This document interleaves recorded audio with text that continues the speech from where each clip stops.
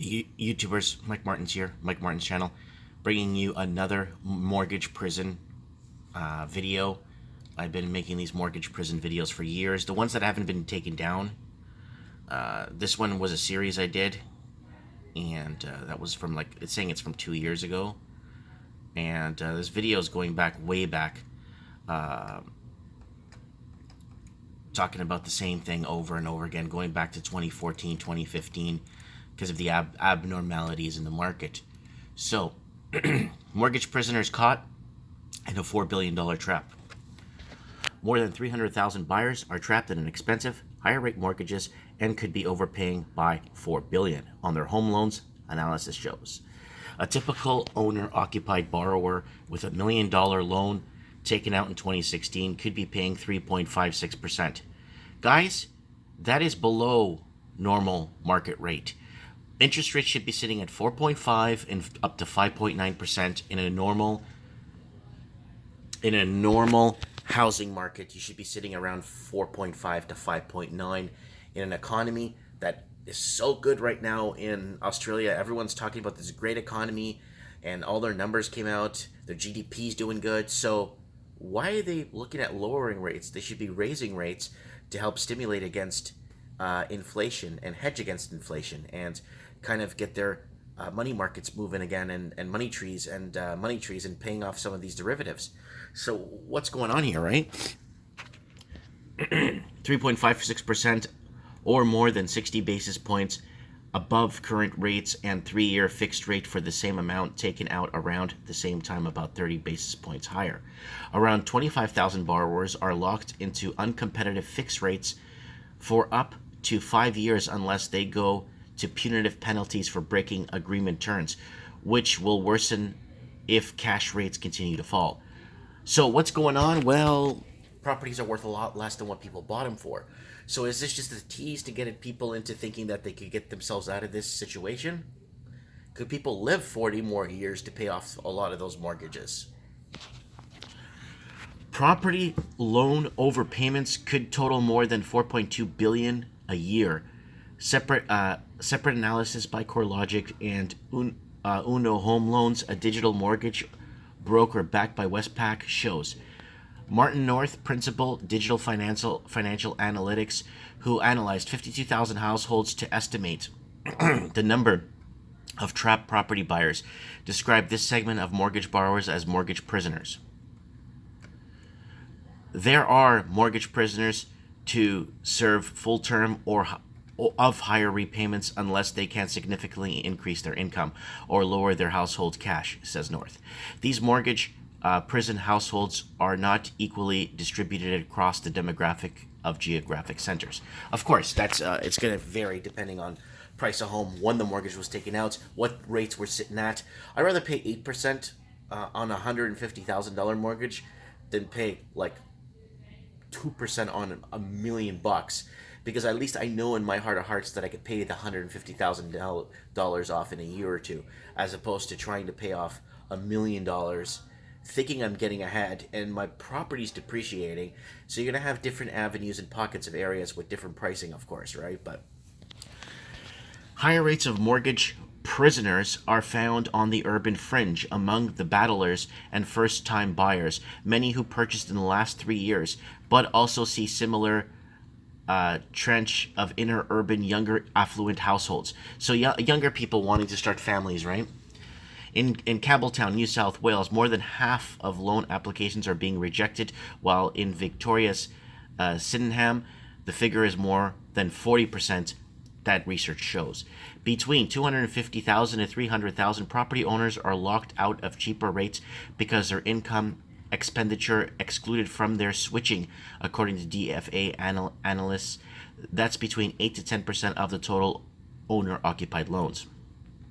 It includes an estimated 25,000 property buyers who have locked into 1 5-year rate before the recent successive cash rate cuts pushed headline mortgage costs to record lows. Remember, guys, the United States of America too is also looking to lower rates again.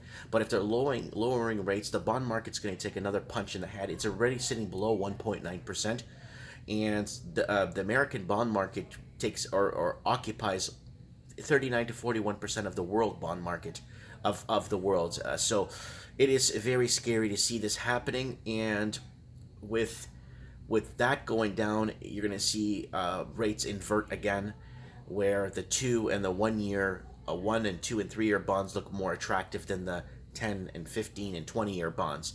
So it's kind of scary to see that happen, especially when people aren't buying back debt. Countries buy back their own debt, and then they start creating this. And Europe's been buying back its own debt for the last, I think, 7-8 years now. So it's nothing new. Is Australia heading towards Japan and Germany and all that? It definitely is picking up the patterns that we're seeing there, especially in the derivative markets, and what's been happening with layoffs in different pockets of the bigger cities across Australia. Borrowers who break the term or repay their loan early face expensive penalty based on a complicated formula that includes covering wholesale borrowing expenses multiplied by outstanding balance and years remaining on the fixed term. So you got to watch out when you pay out your term, because they get you like that, right? And a lot of people think they get ahead. Well, I'm going to switch banks because these guys are going to help me. Well, they're not really helping you. They're making their commission and they're getting ahead. The process for calculating break costs are technical and complex.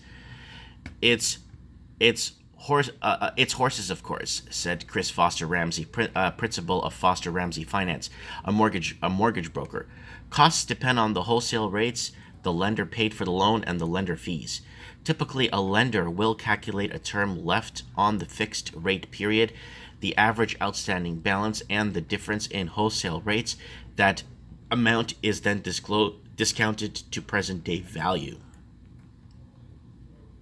That means a borrower with a $100,000 loan with a fixed rate for 5 years and decided to pay off the loan after 2 years could face a break fee of about $6,000 plus other administrative fees and charges. So that's quite a bit of chunk of change, right? But guess what? Oh, we'll rewrite this mortgage. We'll add this. We'll incorporate this into your new mortgage. Then you look at your mortgage that you've paid for 2-3 years and it's only gone down $150 because your mortgages are front loaded, right? Analysts argue the 2-year property market downturn is bottoming and the price falls in major residential markets such as Melbourne and Sydney will begin to turn positive by year end. Rising prices, higher clearance rate will give property owners a chance to clear negative equity, sell at a profit, pay off their loans. I don't think so. Market direction key. But mortgage brokers, real estate agents, and other industry professionals claim the market remains sluggish with a shortage of new housing stock and weak price gains.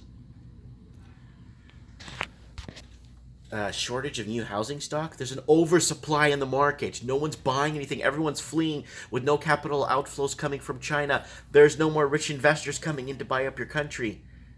This plan backfired. They didn't expect the Chinese government to create some sort of social credit score so they could follow people around and find out what's leaving their shores, right?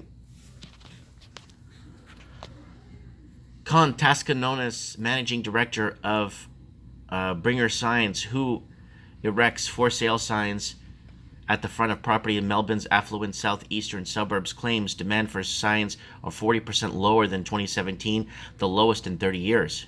Tascon says it's like someone has put the brakes on. There are early signs that it is a stabilizing but remains weak. He says demand for signs for the spring market, which is traditionally the busiest period of the year, is down 5 points from last year. There is an estimated to have been a 30% increase in a loan application since the May election, particularly in Melbourne and Sydney, according to analysis of the DFA. So borrowers are falling over themselves to lend to affluent lenders with regular high incomes and equity in existing properties, says North. Of course, they want to grab their premium